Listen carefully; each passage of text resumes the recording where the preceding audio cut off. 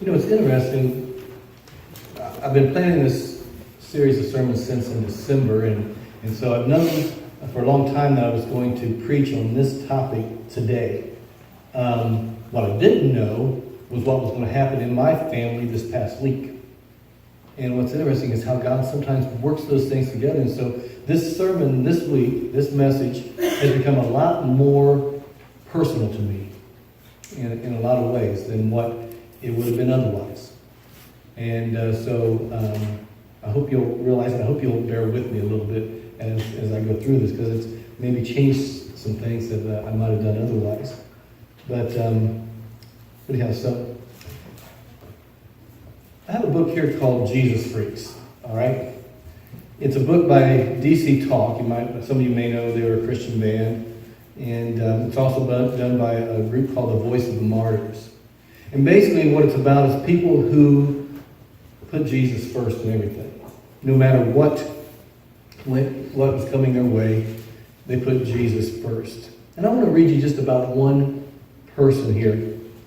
This story comes from 1996, so it's not like hundreds of years ago. It's a little while back, but I just like the way this story goes. And this is a true story, account of the man. Stenley was eager to take on the challenge of the mission field. Recent graduate of Palembang Bible School in Jakarta, the Lord sent him to the very remote island of Mentawai, Indonesia. Here, inhabitants mixed witchcraft and the occult with Islam. Stenley was very bold in preaching the gospel, telling Muslims to burn their idols when they received Jesus Christ. One day, a newly saved Muslim burned his idol, which contained a rolled-up scroll from the Quran.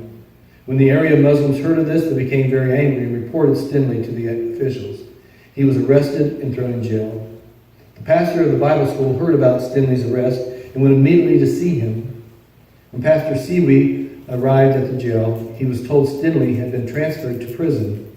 Days later, when Pastor Siwi finally found Stenley, he found him severely beaten, bruised, and unconscious. Repeated blows to the head had left him in a coma. Pastor Siwi did what he could to care for Stenley and to make him more comfortable. Stenley seemed to revive slightly as he did this. Pastor Siwi asked with tears, "Stenley, this is Pastor Siwi. Can you hear me?" But Stenley could not move or speak. All he could do was lie on his back and cry. Soon after the pastor's visit, Stenley went to be with the Lord. Stenley's death made a great impact on those who knew him. In the middle of the night, 7 of his fellow students went to the Bible school superintendent, requesting that they be sent to preach the gospel on Mentawai Island, where Stenley died. His death also impacted his hometown. There, 53 people made decisions to attend Bible school, including Stenley's mother and sister. Soon after they graduate, 7 of them are going to evangelize where Stenley died. His mother was asked, "Are you not afraid to die?" She answered, "Why should I be afraid to die?" You know, as Christians, sometimes we have a tendency to think, as being Christians, that nothing bad should happen to us. After all, we are following God, and we should live a life that is blessed, a blessed life. But I believe we misunderstand what it means to be blessed sometimes. We seem to think that blessings are only about the good things that happen to us. But Jesus said this. He said, "Blessed are they that mourn, for they'll be comforted." That doesn't really fit in with what we tend to think sometimes. You know, when we look at the apostles, those who gave up everything to follow him, we see 11 men who were martyred. And the one who wasn't suffered very severely and was exiled. You know, it seems like it wasn't worth it, yet they realized that life was fleeting. In Hebrews 11 is basically a who's who of incredible faith. And it tells us this in verses 13 through 16. It says, "All these people were still living by faith when they died. They did not receive the things promised. They only saw them and welcomed them from a distance, admitting that they were foreigners and strangers on earth. People who say such things show that they are looking for a country of their own. If they had been thinking of the country they had left, they would have had opportunity to return. Instead, they were longing for a better country, a heavenly one. Therefore, God is not ashamed to be called their God, for he has prepared a city for them. See what it's talking about? It's saying the people of the Old Testament, those people of faith, they were looking for something more. And the apostles, when they were living their life here and preaching the gospel and then being persecuted even to the point of death, they believed that there was something more. That God would be there for them and was preparing a place for them. Today we're going to read about a trio of men. Hananiah, Mishael, and Azariah.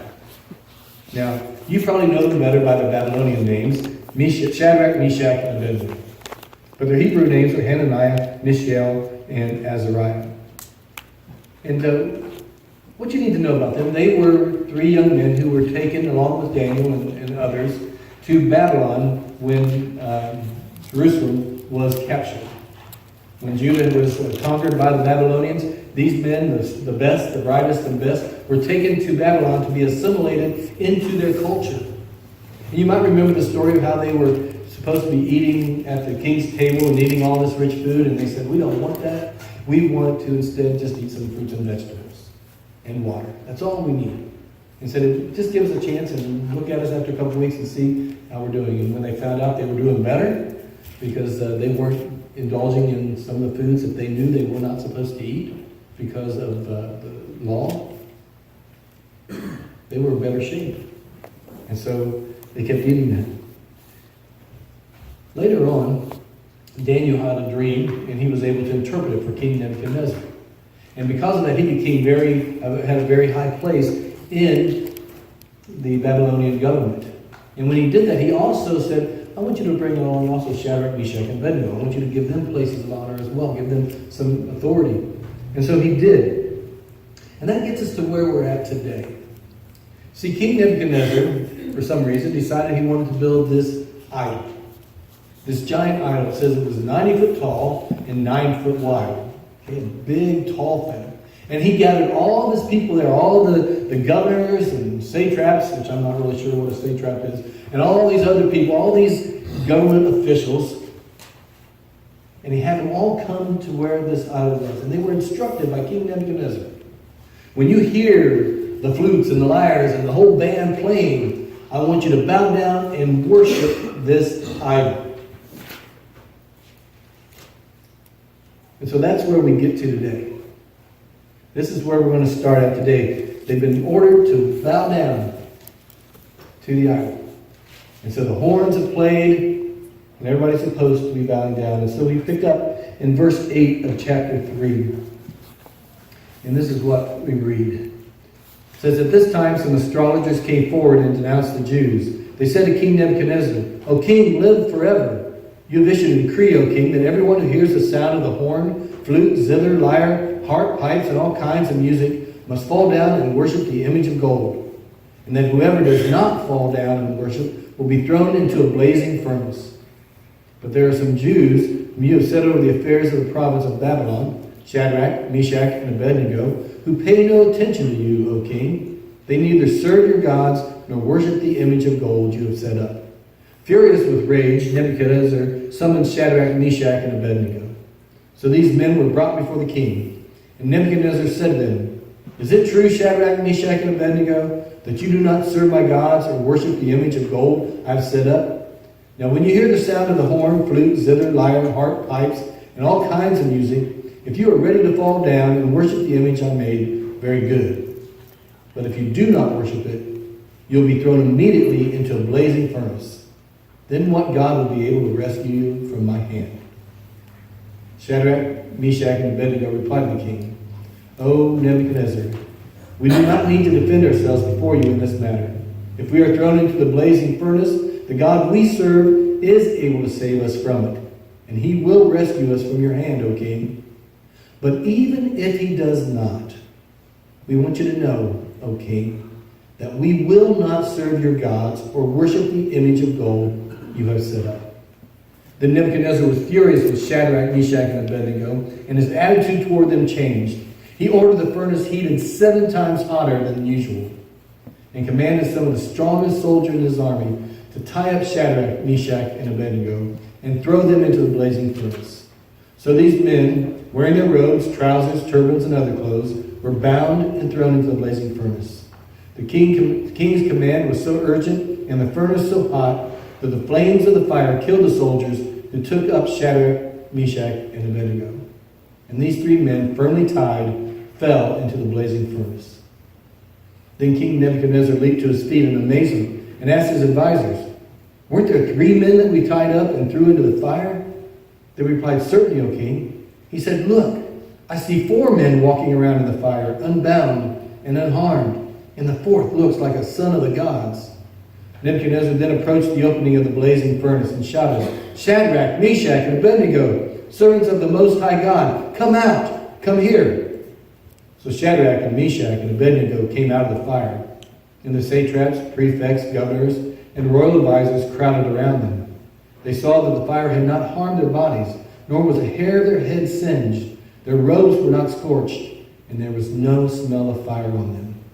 Then Nebuchadnezzar said, "Praise be to the God of Shadrach, Meshach, and Abednego, who has sent his angel and rescued his servants. They trusted in him and defied the king's command and were willing to give up their lives rather than serve or worship any god except their own God. Therefore I decree that the people of any nation or language who say anything against the God of Shadrach, Meshach, and Abednego be cut into pieces and their houses be turned into piles of rubble. For no other God can save in this way." That's always one of my favorite events in the Bible. That whole story is just amazing, how they refused to kneel. They refused to bow to this, knowing what could come their way. And what's interesting is the king even calls them up and says, "Hey, you got another shot. I'm going to give you another chance. We'll play the horns again, and as soon as it goes, if you'll bow down, then it'll be okay." But they tell him, even before he gives them another chance, "Don't do it. We're not going to bow down, because our God can save us. But even if he doesn't, we're still not going to bow down to your gods."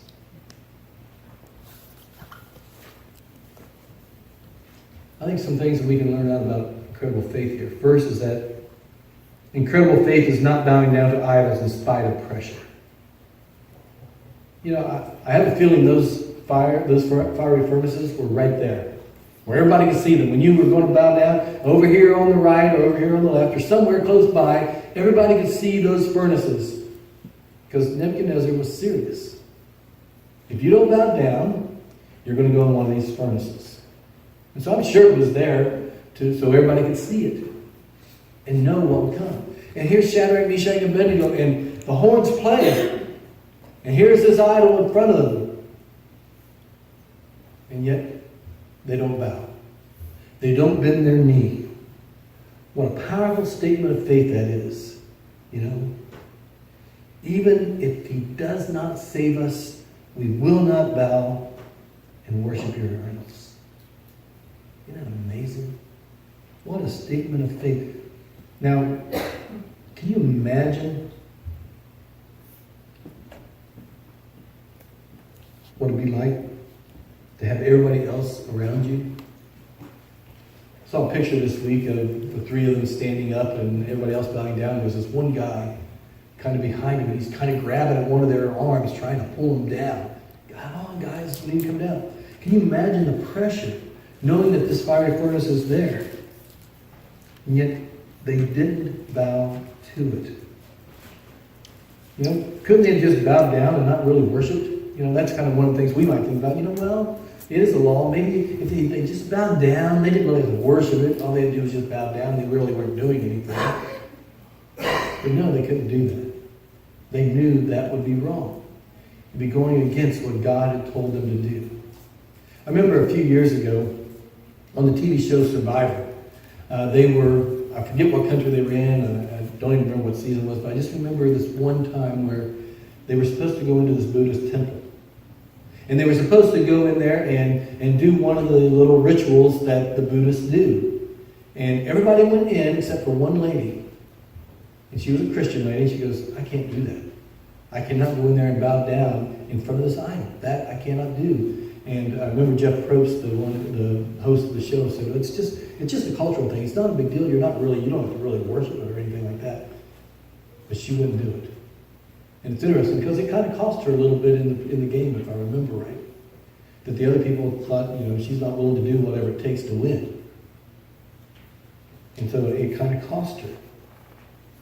But I wonder for us, how many of us have idols in our lives that we bow down to? And by that, I don't mean a golden statue. Unless you happen to have one that you bow down to, then yeah, you should not do that. But I'm talking about other things in our life that we bow down to, that we worship in God's place, that we allow to come between us and God, that we give a higher priority to, that we give to what we should be given to God, time, money, and so forth. It can be some things that are not necessarily bad. Sometimes it can be family. It can be our friends. It can be our jobs. It can be sports. It can be hobbies. It can be even entertainment. It can maybe even be things that we know are bad. Pornography, greed, sex outside of marriage, whatever it is. Those things that we bow down to that we know will hurt our relationship with God. Sometimes we think, well, maybe if we can just do it once. It's not going to hurt anything if we do it once. But you know what? When we do it once, it makes it easier to do it the second time, and the third time, and the fourth time. Before long, we are trapped in it. I'm sure nobody who is a drug addict went into it thinking, I want to be a drug addict. They thought, I'll just take one puff of this, or one hit of this, or one shot of that. And pretty soon they're trapped in it. And the same thing with other things that we do. When we allow these things to be more important than what God says. And when God says don't bow down to someone else, don't worship another image. When we start bowing down to things and put them in God's place,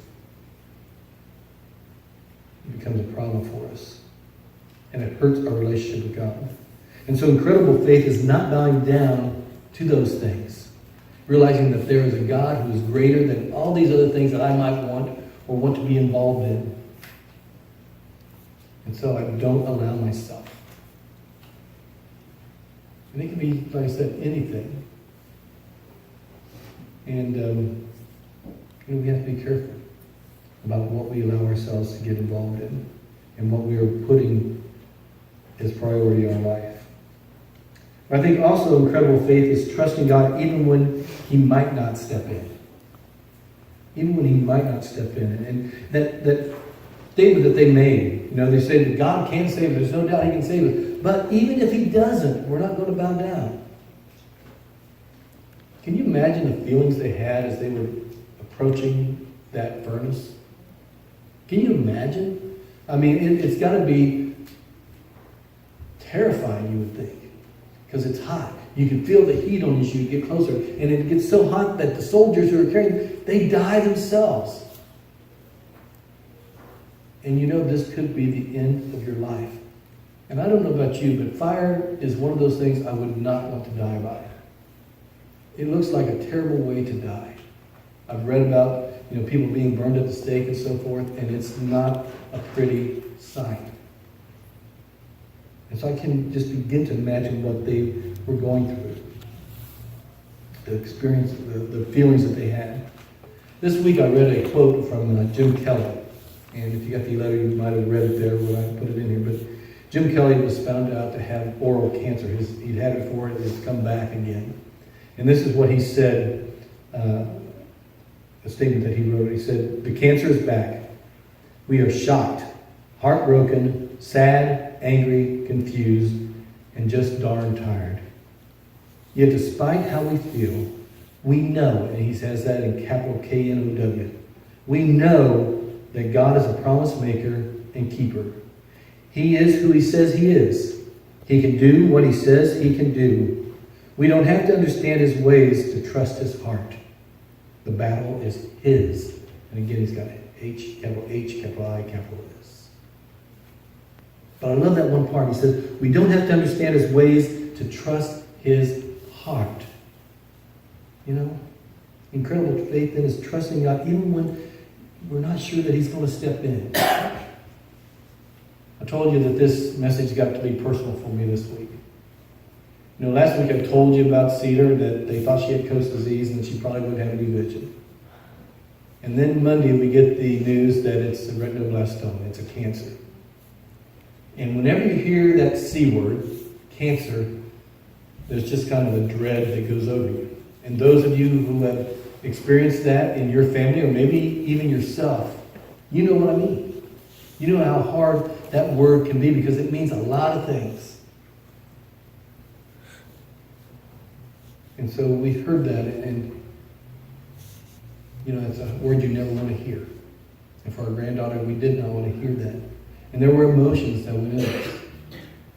But I thought it was interesting, something that my son-in-law said. He wrote us a note and sent it to us. And one of the things he says, we're not afraid. Fear is not being God's people. And I thought, there's some incredible faith right there. Because this is your daughter, a part of you, and yet you are trusting God. And no matter what happens, it's going to be all right.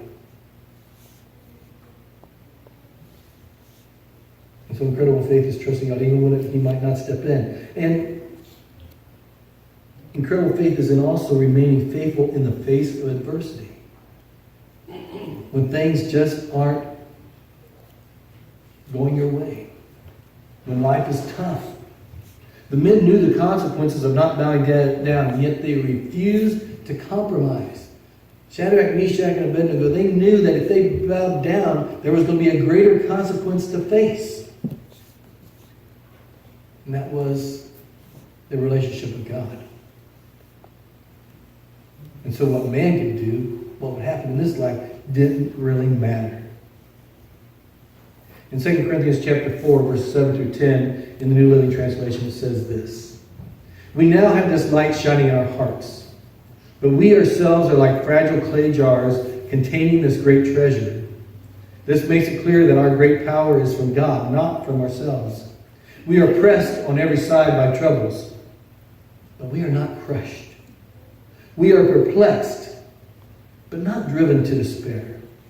We are hunted down, but never abandoned by God.